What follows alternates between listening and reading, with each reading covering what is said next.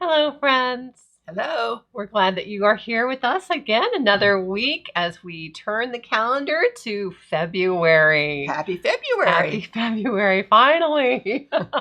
Yes. We thought January was never going to end.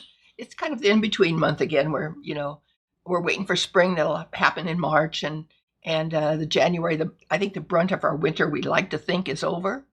Not always, though. Whether it is or not, we don't know. Right. But we hope it is because it was brutal, and so it has been. We're glad to see February come. Yeah, we've been the air's been so dry in the household because of the heater's been on all the time during January, and so we've been really making sure that we are humidifying the air. It's been interesting that some studies have shown that actually asthma and allergies decrease when you're in more humid air, and that viruses have a harder time replicating when the air is more humid. And so we really try and keep our humidifiers going. And, running humidifiers, you have to be really super cautious so that mold doesn't start forming because, mold likes to form in places that are moist. And so the way that we prevent that is we use our Good Earth sanitizer, which is a completely non-toxic sanitizer and deodorizer. It is a stabilized form of hypochlorous acid, which is 80 times more powerful than bleach and completely non-toxic. You can even use it on your skin if you needed to for like an infection, which I have done before. It's not something that you want to use on your skin a lot because, you want to protect your microbiome, but hypochlorous acid is actually something that your body actually produces. Your white blood cells actually produce. I cannot be without this. That's great. Yeah, this time of year is, we are heading towards spring, and Groundhog Day is coming up. And that's February 2nd. February 2nd is traditional holiday, I think, through a lot of old Europe too. It was known as really the quickening. And I always think of it as it's the time where you kind of start to feel that thaw. There's that quote, it looks like everything is sleeping, but underneath the ground, the roots are getting ready to awaken, and they are. You can almost feel it. And so the ground is soft. In fact, it's muddy. Yeah, very muddy. Soggy. And with the drifts of snow pushed over to the side, it's going to continue to be muddy. So if you're coming on out to the shop, just step gingerly here and there. And we are out in the country, and we do have a gravel driveway. And there'll be a few potholes here and there, too, because this is the season for it. Yeah, we'll try and get those fixed, though, very soon. Yes. Paperwhites are blooming. Yes. So, I'm loving the Paperwhites. Thank you, Mom. Yes, and it's a traditional thing normally to have them for Christmas, but why not have them for other times of the year? And I figure January is when there's no other flowers blooming. Pretty much, it's a good month to have them bloom in. Yeah, I have them next. The ones you gave me are right next to my kitchen sink, and they are blooming. And boy, they're so fragrant. They get the south sun there too. Yeah, they do. Yes, as mine do. And my orchids are blooming again too. That's a plant. I know it's not your favorite, but I didn't know I would love orchids until my daughter Bella gave me an orchid, and now I've gotten a couple of others because I didn't know how frequently they bloom, and their blooms last so long, and they're easy to take care of. I had no idea. I thought they were fussy plants, and they're really not. Your grandma Bo loved orchids also. Oh, I guess that's probably why they flower a lot. I think so too. Yes, I've just never been into the tropical plants a whole lot. I like the natives a lot. Sure. And the common old-fashioned plants. Any flowers are beautiful this time of year. They are. Anything blooming. Anything green and blooming. Yeah, yes, for sure. Definitely. It's February, so it's time to read the February chapter in the book. Of course, we always mention read it again, even if you read it last year, because the words stay the same, but the reader changes. So that's what changes in our heart as we grow year to year. And that's always a good thing.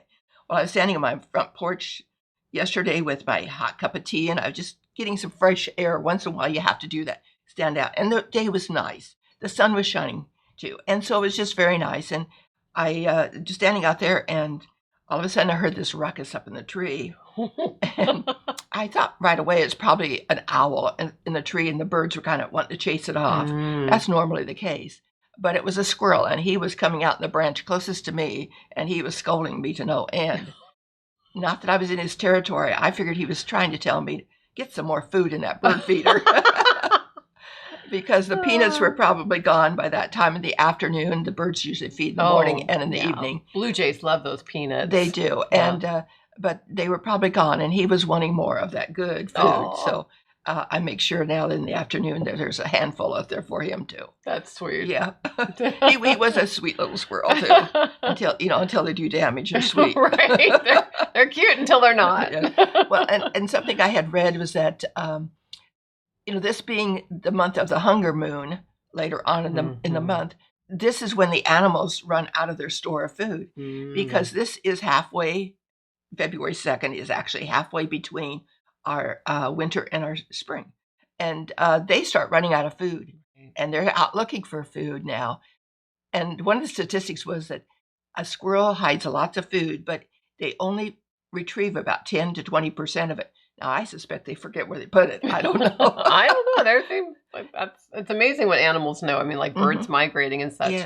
Yes. And with all the seed catalogs coming in the mail, it is the time to start seeds, to plant the garden. Yeah, it's a fun time to start thinking about what we're going to have growing this year, which is great. I remember my mom saying that, because we both are like Larkspur. She loved Larkspur, and I did too. Beautiful. I do too. And she would say, just go out early and sprinkle it on the snow. Even if there's snow on the ground, sprinkle it on the snow in the late winter. And so February is what I call a late winter. And sprinkle on top of the snow, and it'll just seep right on down. Larkspur is one of those seeds that you don't cover with soil. So it needs light to germinate. But it'll seep right on down. When the snow melts, it'll be right on top. And that moisture will make it really grow. That's a great way to do. A lot of native seeds like to be done that way too, because they need the cold to stratify, and then they do, and then that moisture helps to pull them down into the earth just far enough so that they can. We have to sometimes emulate that nature. For sure. You mentioned, I think, the season of hearts. We've been talking about it. We have a display of hearts in the shop, the cloth hearts and such. They're special. They're pretty. And I keep a bowl of hearts at home.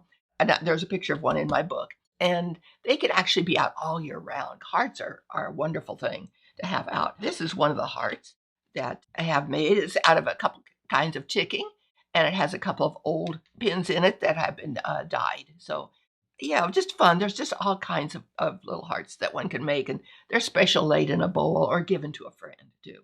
Speaking of hearts, we created a bitters specifically for supporting the hearts. And so that's just about ready now. And we're going to go ahead and get that strained and on the shelf here at the shop.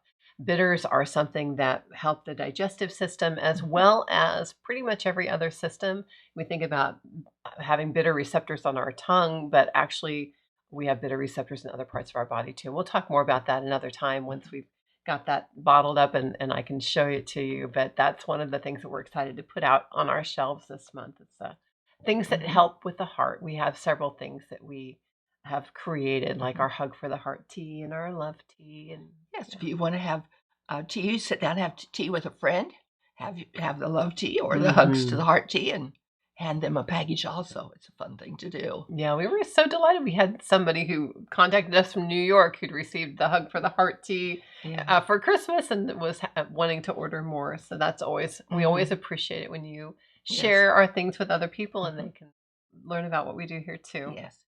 Well, today I'm wearing a little pocket purse, and this opens with where the button is. It opens up, and inside you can put a credit card, some loose change. My lip balm goes in here, and so on. A driver's license if one wants to. And I kind of getting out of the habit of taking a great big purse into the supermarket. This is one of Maggie's patterns, and it is in her number 7 book. So if you're interested in making one, they're super simple to make and fun to wear. It's beautiful, and it make we could also use it as a talisman bag. Lots of cultures have medicine pouches. They do talisman bags. Yes, and I think it's a neat idea to keep things that you value or that give you strength close to you. I agree. Yeah, this would hold a lot. It would hold a lot. I have a smaller talisman bag, so yes, I love it. And then in the store, I might mention that we do have these wonderful cards that are hand dipped in beeswax. Aren't they beautiful? And then real pressed flowers have been embedded in the beeswax. So even from the other side, it's just a beautiful card, something special to mail to someone. To someone special. Yeah. And there will be, I think, 4 or 5 different ones. Violets, we have one with on too. It's just very pretty. They are beautiful. They are. Yeah, and this is the time of year when you think about how can I connect with the people that I love, because this is the month of hearts. It's a month where we think about love, and there's all different kinds of love, of course. And I always enjoy, we'll talk more about this, I'm sure, as we near Valentine's Day, but thinking about, especially my friends. How can I connect more with friends? Sure. Friends in love, we call them. For sure. Friends. I would like to close with a quote in the book, in the February chapter, that says, "A loving heart is the truest wisdom." And that's by Charles Dickens. Oh, I love it. And so with that, we'll plan to see you next week. Good earth blessing to you.